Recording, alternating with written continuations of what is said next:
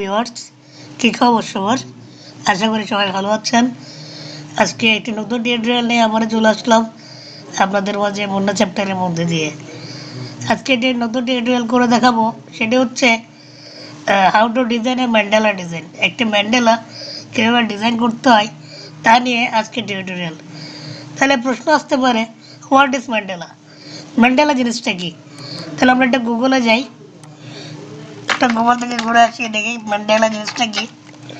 Mandela লিখে search করলাম, দেখি আমাদের এখানে কি দেখাচ্ছে গুগলে। এই যে দেখেন, এই ধরনের ডিজাইন, এগুলো হচ্ছে ম্যান্ডেলা, এগুলোকে ম্যান্ডেলা ডিজাইন বলা হয়। তো আমরা এই ডিজাইনগুলো কীভাবে করতে হয় বা কীভাবে করে থাকে তা নিয়ে আজকে টিউটোরিয়াল। আমরা এভাবে আজকে ম্যান্ডেলা ডিজাইন নিয়ে টিউটোরিয়াল রেডি করছি, ম্যান্ডেলা ডিজাইন শিখবো আজকে। তো চলুন বন্ধুরা, বেশি কথা বলবো না, শুরু করা যাক।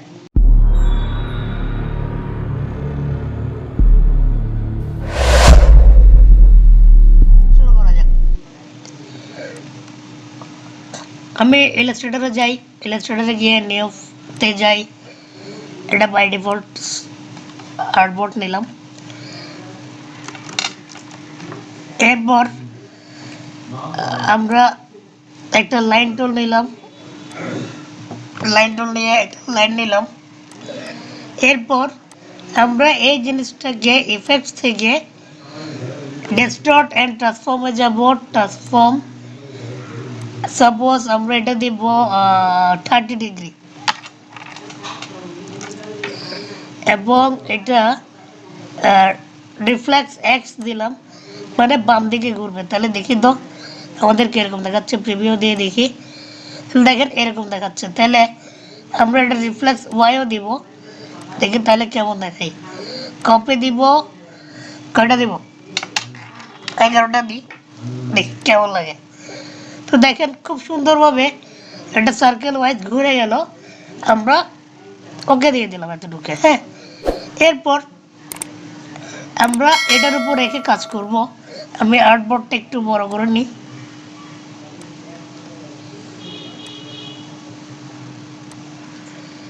ওকে, এরপর আমরা সাপোজ একটা সার্কেল নিই, সার্কেল নিয়ে এখানে একটা সার্কেল ক্রিয়েট করি, একটু মাঝামাঝি অবস্থায় আনি। আনার পর এটা দিলাম ফিল কালার। এখন আমরা যদি এটাও এভাবে সার্কেল ওয়াইজ ঘোরাতে চাই, তাহলে আমাদের যদি আমরা এভাবে করে একটা একটা করতে যাই, তাহলে আমাদের মানে অনেক সময় লাগবে। আর বড় কথা হচ্ছে আমরা এটা মেজারমেন্ট অনুসারে, অ্যালাইনমেন্ট অনুসারে কাজটা করতে পারবো না। তো আমাদের সাইজ অনুসারে করার জন্য আমরা কি করব, ঠিক এই জায়গাতে আমরা লেয়ার ভিত্তিক কাজ করতে হবে। এখানে লেয়ার যদি আমাদের এখানে না থাকে, আমরা উইন্ডোজ থেকে এই যে লেয়ারে ক্লিক করলে লেয়ার চলে আসবে।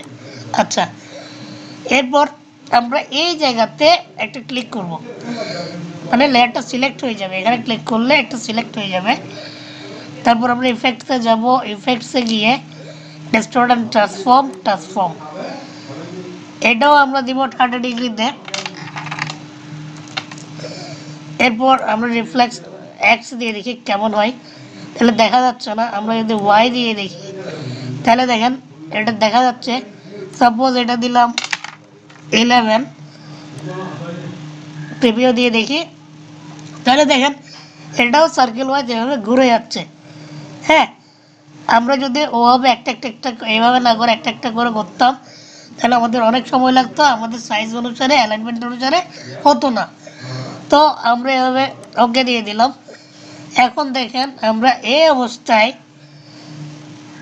যা কিছু করি না কেন আমাদের রিপিট হয়ে যাবে। আমরা একটা কোনো কিছু ক্রিয়েট করলাম, এখানে কোনো কিছু একটা ক্রিয়েট করলাম, তাহলে অটোমেটিক রিপিট হয়ে যাচ্ছে চতুর্দিকে। তাহলে আমরা একটু সাইজ অনুসারে একটু ডিজাইন করার চেষ্টা করি। তাহলে আমরা এখানে স্টার টুল থেকে স্টার দিকটা দেখি কেমন হয়। তো দেখেন খুব সুন্দর একটা ডিজাইন হয়ে গেল। তারপর আচ্ছা, এটা আমরা একটু অন্যভাবে কাজ করি।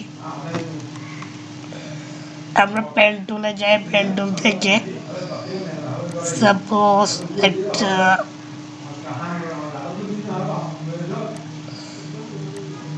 পাথ ক্রিয়েট করলাম পেন টুল দিয়ে।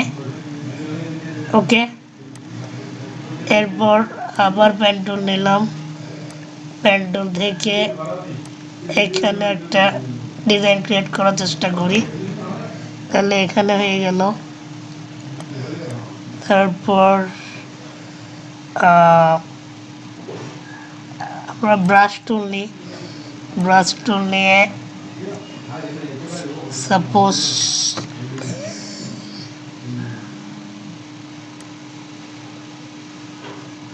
এভাবে দিলাম, এখানে দিলাম। আচ্ছা, এটা বাইরে হয়ে যাচ্ছে, আমরা এইভাবে এখানে কোনো কিছু করি।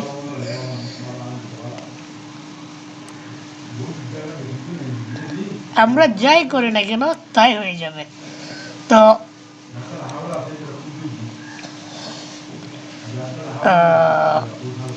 এখানে আরেকটা জিনিস,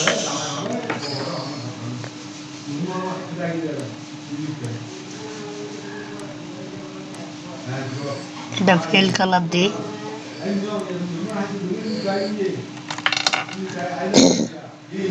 তারপর হচ্ছে আমরা এটা একটু বড় করি। হ্যাঁ, আমাদের প্রথমের লাইনটা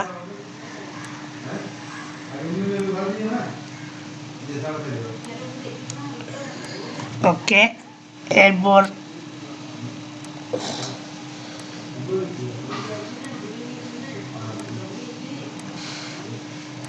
এখানে আরেকটা জিনিস করি,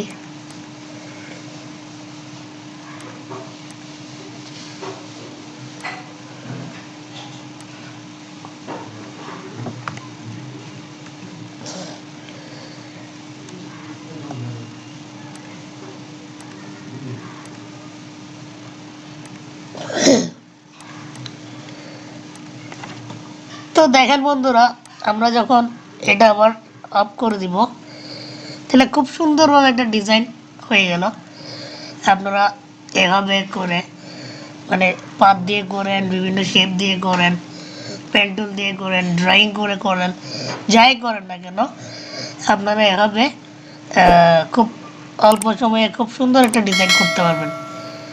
তো বন্ধুরা, এটাই দেখানো ছিল আজকের ভিডিও, এতটুকুই। পরের ভিডিওতে সাথে থাকার আহ্বান জানিয়ে আজকের ভিডিও এখানে শেষ করছি। Thank you.